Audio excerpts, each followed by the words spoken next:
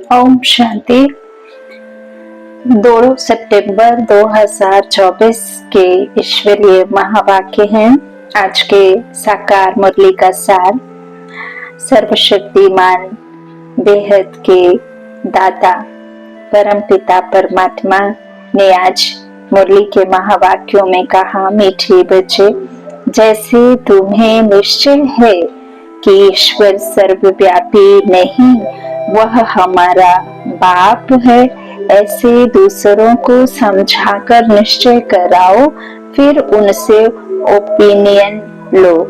बाबा कहते हैं, मैं सर्वव्यापी कैसे हो सकता हूँ? शरीर रूपी पिता तो अलग अलग हो सकते हैं। हर एक मनुष्य आत्मा का एक शरीर रूपी पिता शरीर के माफिक ही होता है, लेकिन परम पिता परमात्मा जो कि सर्व मनुष्य आत्माओं का पिता है, वो भला सर्वव्यापी कैसे हो सकता है? बाबा कहते हैं, खुद में निश्चय करो, फिर सबको समझाओ। प्रश्न, बाप अपने बच्चों से कौन सी बात पूछते हैं जो दूसरा कोई नहीं पूछ सकता है? उत्तर, बाबा जब बच्चों से मिलते हैं तो पूछते हैं, बच्चे पहले तुम कब मिले हो? जो बच्चे समझे हुए हैं वह झट कहते हैं, हाँ बाबा, हम 5000 वर्ष पहले आपसे मिले थे। जो नहीं समझते हैं वह मूंझ जाते हैं। ऐसा प्रश्न पूछने का अक्ल दूसरे किसी को आएगा भी नहीं। बाप ही तुम्हें सारे कल्प का राज समझाते हैं। ओम शांति। रूहानी बच्चों प्रति रूहानी बेहद का बाप समझाते हैं।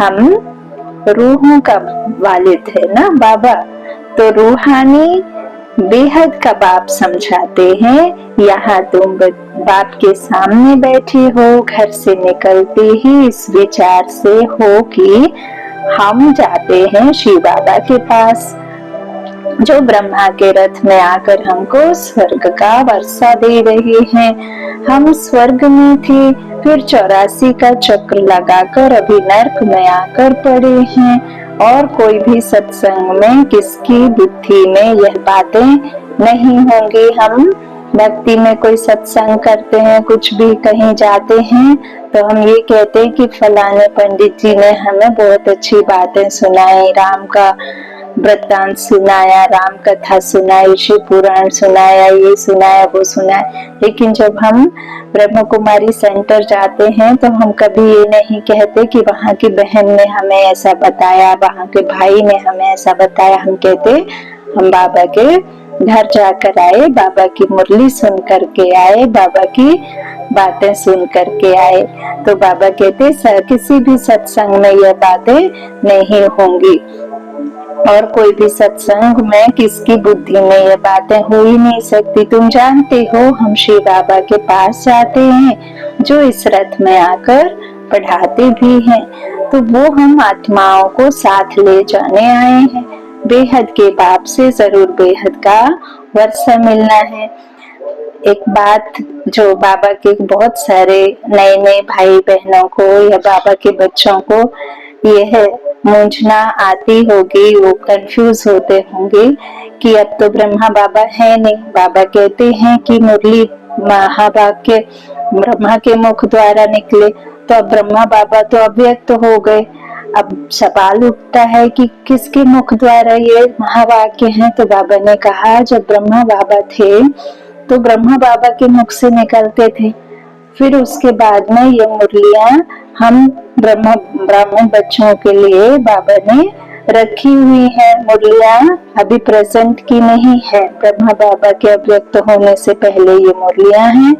और फिर उसके बाद में दादी मनमोहनी के तन में जब बाप दादा आते थे तो उनके अव्यक्त मुरलियां हैं। तो इसमें मूंझने की कोई बात नहीं है। ये स्वयं ईश्वरीय महावाक्य हैं, जो ब्रह्मा मुख वंशावली ब्राह्मण बच्चे ब्रह्मा बाबा के मुख द्वारा निमित्त द्वारा सुनते हैं, लेकिन यह शिव के महावाक्य हैं। तो बाबा कहते हैं, यह तो बाप ने समझाया है कि मैं सर्वव्यापी नहीं हूँ। सर्वव्यापक तो 5 विकार हैं, तुम्हारे में भी 5 विकार हैं, इसलिए तुम महान दुखी हुए हो। इस संसार में 5 विकार सर्व मनुष्य आत्माओं के उसमें व्याप्त है। रावण का राज्य है, रावण पूरे विश्व में व्याप्त है, लेकिन परमात्मा को जब हर एक आत्मा दुखी होकर के पुकारती है तो परमात्मा इस पुरानी दुनिया में, इस दुख की दुनिया में, इस कलिकाल में आते हैं। कालों का काल महाकाल, सुख करता दुख हरता बाप इस दुख की दुनिया में आते हैं, लिबरेट करने के लिए, दुखों से छुड़ाने के लिए। मुक्ति जीवन मुक्ति दाता स्वयं निराकार शिव परमात्मा सम्मुख हो ज्ञान सुनाते हैं और सर्वात्माओं की गति सदगति कराते। तो ज्ञान बाप के द्वारा आत्माओं को मिलता है, जिसके ज्ञान से फिर परमात्मा हमें उस दुनिया का मालिक बनाते हैं जो सुख की दुनिया है ना, विश्व का मालिक। तो बाबा कहते हैं मैं सर्वव्यापी नहीं हूँ, सर्वव्यापक तो 5 विकार हैं, तुम्हारे में भी 5 विकार हैं, इसलिए तुम महान दुखी हुए हो। अब ईश्वर सर्वव्यापी नहीं है, यह ओपिनियन जरूर लिखवाना है। तुम बच्चों को तो पक्का निश्चय है कि ईश्वर बाप सर्वव्यापी नहीं है। बाप सुप्रीम बाप है, सुप्रीम टीचर गुरु भी है, बेहद का सदगति दाता है, वही शांति देने वाला है। और कोई जगह ऐसे ख्याल कोई नहीं करता है कि क्या मिलना है, सिर्फ कन्नरस रामायण गीता आदि जाकर सुनते हैं। बुद्धि में अर्थ कुछ नहीं।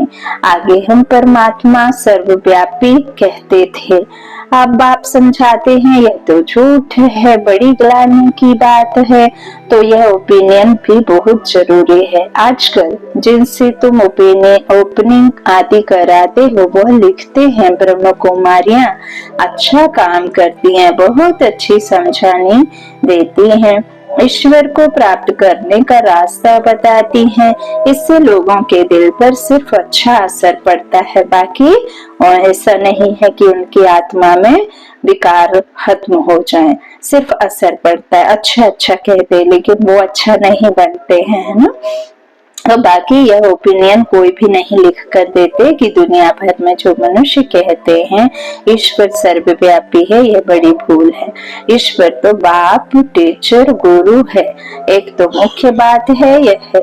दूसरा फिर ओपिनियन चाहिए कि समझाने से हम समझते हैं गीता का भगवान श्री कृष्ण नहीं है, वो सतयुग का सतो प्रधान अवस्था वाला प्रिंस था, प्रिंस है कृष्ण, लेकिन वो गीता का भगवान हो न सके। लेकिन भक्ति में क्या किया, एक तो उसको कहाँ ले गए, द्वापर में, जहाँ मनुष्य कहलाने लग जाते हैं, देवी देवता तो निर्विकारी होते हैं। द्वापर में आकर तो काम वासना में काम चित्ता पर बैठा आत्मा काली हो जाती है, तो सुंदर से श्याम बन जाती है आत्मा। तो वहाँ कृष्ण को ले गए और दूसरा फिर उसे गीता का भगवान भी कह दिया। बाप और बच्चे की जब क्या करा, बायोग्राफी एक साथ मिक्स कर दी तो मनुष्य आत्मा बहुत मूंझ गई है। बाबा कहते हैं वो भगवान हो ही नहीं सकते, जो जन्म मरण में आते हैं वो कैसे भगवान हो सकते। तो भगवान कोई मनुष्य या देवता को नहीं कहा जाता है, भगवान मनुष्य और देवता से बहुत बहुत बहुत ऊंचे होते हैं, जो सदा एवर प्योर होते हैं। भगवान एक है, वह बाप है, उस बाप से ही शांति और सुख का वर्षा मिलता है। ऐसी ओपिनियन लेना है। अभी जो तुम ओपिनियन लेते हो वह कोई काम की नहीं लिखते हैं। हाँ, इतना लिखते हैं कि यहाँ शिक्षा बहुत अच्छी देते हैं, बाकी मुख्य बात जिसमें ही तुम्हारी विजय होनी है वो लिखाओ कि यह ब्रह्मा कुमारियां सत्य कहती हैं कि ईश्वर सर्वव्यापी नहीं है, कण कण में नहीं है, वह तो बाप है, वही गीता का भगवान है। बाप आकर भक्ति मार्ग से छुड़ाए ज्ञान देते हैं। यह भी ओपिनियन जरूरी है कि पतित पावनी पानी की गंगा नहीं, पानी की गंगा तो शरीर का मैल धो सकती है, लेकिन आत्मा का मैल धोने वाला तो सिवाय ज्ञान सागर बाप के ज्ञान के नहीं धुल सकता। परंतु एक बाप है जो पतित आत्माओं को पावन बनाता। तो ऐसी ऐसी ओपिनियन जब लिखें तभी तुम्हारी विजय हो। अभी टाइम पड़ा है, अभी तुम्हारी जो सर्विस चलती है इतना खर्चा होता है, या तो तुम बच्चे ही एक दो को मदद करते हो, बाहर वालों को तो कुछ पता ही नहीं है। कई कई समझते हैं इस संस्था में भी बहुत चंदा आदि इकट्ठा करते होंगे, देते होंगे, लेते होंगे, मांगते होंगे, लेकिन बाबा कहते हैं ये तो तुम बच्चों की मदद से ही चल रहा है। तो बाहर वालों को तो ये सब पता नहीं, तुम ही अपने तन मन धन से खर्चा कर अपने लिए राजधानी स्थापन करते हो। जो करेगा वह पाएगा, जो नहीं करते वह पाएंगे भी नहीं। कल्प कल्प तुम ही करते हो, तुम ही निश्चय बुद्धि होते हो। तुम समझते हो कि बाप बाप भी है, टीचर भी है, गीता का ज्ञान भी यथार्थ रीति सुनाते हैं। भक्ति मार्ग में भल गीता सुनते आए, परंतु राज्य थोड़े ही प्राप्त किया है। अब मीरा ने भल कितना भी कृष्ण को याद किया, कितना भी कुछ उसने किया, लेकिन उसका मतलब ये तो नहीं है कि मीरा स्वर्ग में चली गई, यही कहीं अभी भी घूम रही होंगी। साईं ने कभी नहीं कहा कि मैं भगवान हूँ, उसने तो सदा ऊपर की तरफ इशारा किया कि सबका मालिक एक है। हम बुद्धि हीन बच्चों ने उस साईं को भगवान मान लिया, तो भगवान तो एक ही है। ईश्वरीय मत से बदलकर आसुरी मत हो गई है। कैरेक्टर बिगड़ते पतित बन पड़े। कुंभ के मेले पर कितने मनुष्य करोड़ों की अंदाज में जाते हैं, जहाँ जहाँ पानी देखते वहां जाते हैं, समझते हैं पानी से ही पावन होंगे। अब पानी तो जहाँ तहाँ नदियां से आता रहता है, वो तो आएगा ही, स्वर्ग में भी ऐसे ही निकलेगा। तो इनसे कोई पावन बन सकता है क्या? क्या पानी में स्नान करने से हम पतित से पावन बन देवता बन जाएंगे? अभी तुम समझते हो कोई भी पावन बन ना सके, यह है भूल। तो इन तीन बातों पर ओपिनियन लेना चाहिए। सिर्फ कहते हैं संस्था अच्छी है, तो बहुतों के अंदर जो भ्रांतियां भरी हुई हैं कि ब्रह्म कुमारियों में जादू है, भगाती हैं, वह ख्यालात दूर हो जाते हैं, क्योंकि आवाज तो बहुत फैला हुआ है ना। विलायत तक यह आवाज गया था कि इनको 16,108 रानियां चाहिए, उनसे 400 मिल गई हैं, क्योंकि उस समय सत्संगों में 400 आते थे। बहुतों ने विरोध किया, पिकेटिंग आदि भी करते थे, परंतु बाप के आगे तो कोई की चल ना सके। सब कहते थे यह जादूगर फिर कहाँ से आया। फिर वंडर देखो, बाबा तो कराची में था, आपे ही सारा झुंड आपस में मिलकर भाग आया। कोई को पता नहीं पड़ा कि हमारे घर से कैसे भागे, यह भी ख्याल नहीं किया इतने सब कहाँ जाकर रहेंगे। पहले कितने 400 बच्चों को ब्रह्मा बाबा ने तन मन धन से नंबर 1 तरीके से, नंबर 1 खाना, नंबर 1 उनका पहनावा उड़ावा, सब बाबा उनका करते थे। पूरा जो भी था सब बाबा ने उन बच्चों के लिए लगा दिया, जो बच्चे स्वर्ग की स्थापना के कार्य में सहयोगी थे। तो बाबा कहते हैं किसको भी पता नहीं, किसको भी ख्याल नहीं आया कि इतने सब कहाँ जाकर रहेंगे। फिर फट से बंगला ले लिया। तो जादू की बात हो गई ना। 14 साल बाहर नहीं निकले थे बाबा के बच्चे। जो राम की कथा में 14 वर्ष वनवास दिखाते हैं ना, वही वनवास यथार्थ में यहाँ सम्मुख बाबा ने बताया। तो फिर फट से बंगला ले लिया। तो जादू की बात हो गई ना। अभी भी कहते रहते हैं यह जादूगरनी है, ब्रह्म कुमारियों के पास जाएंगे तो फिर लौटेंगे नहीं, यह स्त्री पुरुष को भाई बहन बनाती हैं। ये भ्रांतियां बहुत हैं। फिर कितने तो आते ही नहीं हैं। अभी तुम प्रदर्शनी आदि देखकर वह जो बातें बुद्धि में बैठी हुई हैं वह दूर होती हैं। बाकी बाबा जो ओपिनियन चाहते हैं वह कोई नहीं लिखते। बाबा को वह ओपिनियन चाहिए, यह लिखें कि गीता का भगवान श्री कृष्ण नहीं है। सारी दुनिया समझती है श्री कृष्ण भगवान बाज, परंतु श्री कृष्ण तो पूरे 84 जन्म लेते हैं। श्री बाबा है पुनर्जन्म रहित।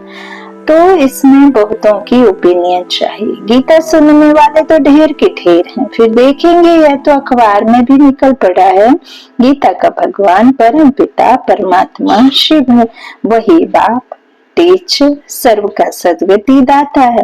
शांति और सुख का वर्षा सिर्फ उनसे मिलता है जो शांति का सागर है। जिसके पास शांति है, जिसके पास सुख देने को है, वही तो सुख देगा। तो बाकी अभी तो मेहनत करते हो, उद्घाटन कराते हो, सिर्फ मनुष्यों की भ्रांतियां दूर होती हैं, समझाने अच्छी मिलती है। बाकी बाबा जैसे कहते हैं वह ओपिनियन लिखें। मुख्य ओपिनियन यह है, यह बाकी सिर्फ राय देते हैं। यह संस्था बहुत अच्छी है। इससे क्या होगा? हाँ, आगे चल जब विनाश और स्थापना नजदीक होगी तो तुमको यह ओपिनियन भी मिलेंगे, समझ कर लिखेंगे। अभी तुम्हारे पास आने तो लगे हैं ना, अभी तुमको ज्ञान मिला है। एक बाप के बच्चे हम सब भाई भाई, यह किसी को भी समझाना तो बहुत सहज है। सब आत्माओं का बाप एक सुप्रीम बाबा है, उनसे जरूर सुप्रीम बेहद का पद भी मिलना चाहिए। 5000 वर्ष पहले तुमको मिला था। वो लोग कलयुग की आयु लाखों वर्ष कह देते हैं, तुम 5000 वर्ष कहते हो, कितना फर्क है। बाप समझाते हैं 5000 वर्ष पहले विश्व में शांति थी। यह एम ऑब्जेक्ट सामने खड़ी है, इनके राज्य में विश्व में शांति थी। यह राजधानी हम फिर स्थापन कर रहे हैं। सारे विश्व में सुख शांति थी, कोई दुख का नाम नहीं था। अभी तो पार दुख, हम ये सुख शांति का राज्य स्थापन कर रहे हैं अपने ही तन मन धन से गुप्त रीति। बाप भी गुप्त है, नॉलेज भी गुप्त है, तुम्हारा पुरुषार्थ भी गुप्त है। इसलिए बाबा गीत कविताएं आदि भी पसंद नहीं करते हैं। वह है भक्ति मार्ग, यहाँ तो चुप रहना है, शांति से चलते फिरते बाप को याद करना और सृष्टि चक्र बुद्धि में फिराना है। बाबा को याद करना वैसे ही है जैसे माताएं बहनें रसोई में या कहीं भी किसी भी जगह रहने पर अपने माता पिता या अपने किसी चाहने वाले को याद करती हैं, बिल्कुल मन वहीं लगा रहता है। ऐसे ही परम पिता परमात्मा को चलते फिरते हमेशा बुद्धि से याद करना है। उसमें कोई घंटी आवाज शंख की ध्वनि बजाकर याद नहीं करना है। तो बाबा कहते हैं चुप रहना है, चलते फिरते याद करना है। अभी हमारा यह अंतिम जन्म है पुरानी दुनिया में, फिर हम नई दुनिया में पहला जन्म लेंगे। आत्मा पवित्र जरूर चाहिए। अभी तो सब आत्माएं पतित हैं। तुम आत्मा को पवित्र बनाने के लिए बाप से योग अर्थात बाप से मन का क्या करते हो, मेल ना, मन से ही याद करते ना, तो बाप से योग लगाते हो। जब हम बाप को याद करते हैं तो बाप के गुण हमारे में आने शुरू हो जाते हैं। वो जैसा है वैसे हम बनना शुरू हो जाते। तो बाप खुद कहते बच्चे देह सहित देह के सब संबंध छोड़ो, बाप नई दुनिया तैयार कर रहे हैं, उनको याद करो तो तुम्हारे पाप कट जाएं। अरे बाप जो तुमको विश्व की बादशाही देते हैं, ऐसे बाप को तुम भूल कैसे जाते हो। वह कहते हैं बच्चे यह अंतिम जन्म सिर्फ पवित्र बनो। अब इस मृत्यु लोक का विनाश सामने खड़ा है। यह विनाश भी हूबहू 5000 वर्ष पहले ऐसे ही हुआ था। यह तो स्मृति में आता है ना। अपना राज्य था तो दूसरा कोई धर्म नहीं था। बाबा के पास कोई भी आता है तो उससे पूछता है आगे कब मिले हो। कोई तो जो समझे हुए हैं वो झट कह देते 5000 वर्ष पहले। कोई नए आते हैं तो मूंझ पड़ते हैं। बाबा समझ जाते हैं कि ब्राह्मणी ने समझाया नहीं है। फिर कहता हूँ सोचो तो स्मृति आती है। यह बात और तो कोई भी पूछ ना सके, पूछने का अक्ल आएगा ही नहीं। बाबा कहते हैं वह क्या जाने इन बातों से, आगे चलकर तुम्हारे पास बहुत आकर सुनेंगे। जो स्कूल के होंगे, बिरादरी के होंगे, वो जरूर आएंगे। जो नहीं होंगे तो वो सुनकर भी नहीं आएंगे। तो दुनिया बदलनी तो जरूर है, चाहो ना चाहो। चक्र का राज तो समझा दिया है। अब नई दुनिया में जाना है, इस पुरानी दुनिया को भूल जाओ। बाप को नया मकान बनाते हैं तो बुद्धि उसमें चली जाती है। पुराने मकान में फिर ममत्व नहीं रहता है। यह फिर है बेहद की बात। बाप नई दुनिया स्वर्ग स्थापन कर रहे हैं, इसलिए अब पुरानी दुनिया को देखते हुए भी नहीं देखो। ममत्व नई दुनिया में रहे, इस पुरानी दुनिया से वैराग्य। वह तो हठ योग से हद का संन्यास कर जंगल में जाकर बैठते हैं। तुम्हारा तो है सारी पुरानी दुनिया से वैराग्य। इसमें तो अथाह दुख है। नई दुनिया, नई सतयुगी दुनिया में अपार सुख है, जो तो जरूर उनको याद करेंगे। वहां सब दुख देने वाले हैं। यहाँ बाबा क्या कहते हैं कि सब दुख देने वाले हैं और वहाँ सब सुख देने वाले हैं। आत्मा समझ अपना पाठ बजाते हैं, आत्मा की स्मृति में रह श्रेष्ठ कर्म करते बाबा ने यहाँ सिखाया। और कर्मा कर्म जब बनता तो सुखी रहते। तो बाबा कहते हैं यहाँ तो नई दुनिया में सुख अपार है, इसलिए याद करते। और यहाँ सब दुख देने वाले हैं। माँ बाप आदि सब विकारों में फंसा देंगे। सभी माता पिता वो अपने घर का रास्ता भूले हैं ना, संस्कारों को भूले। तो बाप कहते हैं काम महाशत्रु है, उनको जीतने से ही तुम जगत जीत बनेंगे। यह राजयोग बाप सिखलाते हैं, जिसमें हम यह पद पाते हैं। बोलो हमको स्वप्न में भगवान कहते हैं पावन बनो तो स्वर्ग की राजाई मिलेगी। तो अब मैं एक जन्म अपवित्र बन अपनी राजाई गवाऊंगी थोड़े ही। इस पवित्रता की बात पर ही झगड़ा चलता है। द्रौपदी ने भी पुकारा है, यह दुशासन हमको नगन करते हैं। तो कौन है दुशासन? पंच विकार। तो यह भी खेल दिखाते हैं कि द्रौपदी को श्री कृष्ण 21 साड़ियां देते हैं, है ना। 21 जन्म तक किसी भी प्रकार का कोई भी आत्मा में, जो भी सतयुगी और त्रेतायुगी आत्माएं होती हैं बाबा के राज्य की, वो 21 जन्म तक किसी प्रकार के भी कोई भी विकार उसमें होते नहीं। तो इस तरह अब बाप बैठ समझाते हैं कितनी दुर्गति हो गई। अपार दुख है ना। सतयुग में अपार सुख था, अब मैं आया हूँ अनेक धर्म का विनाश और एक सत धर्म की स्थापना करने। तुमको राज्य भाग्य देकर वानप्रस्थ में चले जाएंगे। बाबा कोई राजाई करते नहीं, बाबा अपने वानप्रस्थ अवस्था में चले जाते हैं। आधा कल्प फिर मेरी दरकार ही नहीं पड़ेगी। सुख में कोई सिमरन करता नहीं, किसी को याद आती नहीं।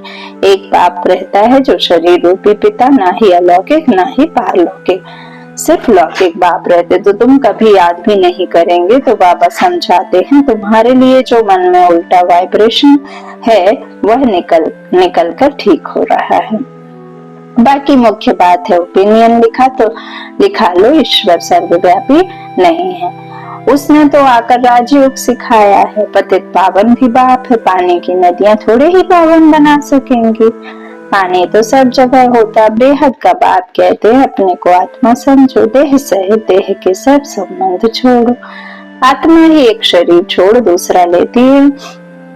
वह फिर कह देते हैं आत्मा निर्लय है, जबकि आत्मा में ही लेप छेप लगे होते हैं। आत्मा में ही संस्कार होते अच्छे बाबूरे। वही जैसे ही शरीर बड़ा हुआ वैसे ही वही कर्म वापस करने लग जाती है, जो संस्कार लेकर जाती। तो आत्मा सो परमात्मा यह है। भक्ति मार्ग की बातें बच्चे कहते हैं बाबा याद कैसे करें। अरे अपने को आत्मा तो समझते हो ना, बिना आत्मा के तो शरीर नहीं चलता। तो आत्मा कितनी छोटी बिंदी है, अदृश्य है, तो उनका पाप भी इतना छोटा होगा। वह पुनर्जन्म में नहीं आता है। आत्मा के एक एक शरीर होते, एक छोड़ दूसरा लेते, लेकिन परमात्मा का कोई शरीर नहीं है जिसमें आते वह लीज पर लेते। तो यह बुद्धि में ज्ञान है। बाप याद क्यों नहीं आएगा? चलते फिरते बाप को याद करो। अच्छा, बड़ा रूप ही समझो बाप का, परंतु याद तो एक को ही करो ना, तो तुम्हारे पाप कट जाए। और तो कोई उपाय है नहीं। जो समझते हैं वह कहते हैं बाबा आपकी याद से हम पावन बन पावन दुनिया विश्व के मालिक बनते हैं, तो हम क्यों नहीं याद करेंगे। एक दो को भी याद दिलाना है तो पाप कट जाए। अच्छा मीठे मीठे सिकेले दे बच्चों प्रति माता पिता बाप दादा का याद प्यार और गुड मॉर्निंग। रूहानी बाप की रूहानी बच्चों को नमस्ते। हम रूहानी बच्चों की रूहानी माता पिता बाप दादा को याद प्यार और गुड मॉर्निंग। धारणा के लिए मुख्य सार पहला बाबा ने कहा, जैसे बाप और नॉलेज गुप्त है, पढ़ने वाला और ज्ञान सागर बाप का ज्ञान और आत्मा पढ़ने वाली ये गुप्त है, ऐसे पुरुषार्थ भी गुप्त करना है। गीत कविताओं आदि की बजाय चुप रहना अच्छा है। शांति में चलते फिरते बाप को याद करना है। दूसरा, पुरानी दुनिया बदल रही है, इसलिए इससे ममत्व निकाल देना है, उसे देखते हुए भी नहीं देखना। बुद्धि नई दुनिया में लगानी है। ब्राह्मण वरदान है, ब्राह्मण जन्म की विशेषता को नेचुरल नेचर, ब्राह्मण जन्म की विशेषता को नेचुरल नेचर बनाने वाले सहज पुरुषार्थी भव। ब्राह्मण जन्म भी विशेष, ब्राह्मण धर्म और कर्म भी विशेष, अर्थात सर्वश्रेष्ठ है, क्योंकि ब्राह्मण कर्म में फॉलो साकार ब्रह्मा बाप को करते हैं, तो ब्राह्मणों की नेचर ही विशेष नेचर है। साधारण व मायावी नेचर ब्राह्मणों का नेचर नहीं है। सिर्फ यही स्मृति स्वरूप में रहे कि मैं विशेष आत्मा हूँ। यह नेचर जब नेचुरल हो जाएगी तब बाप समान बनना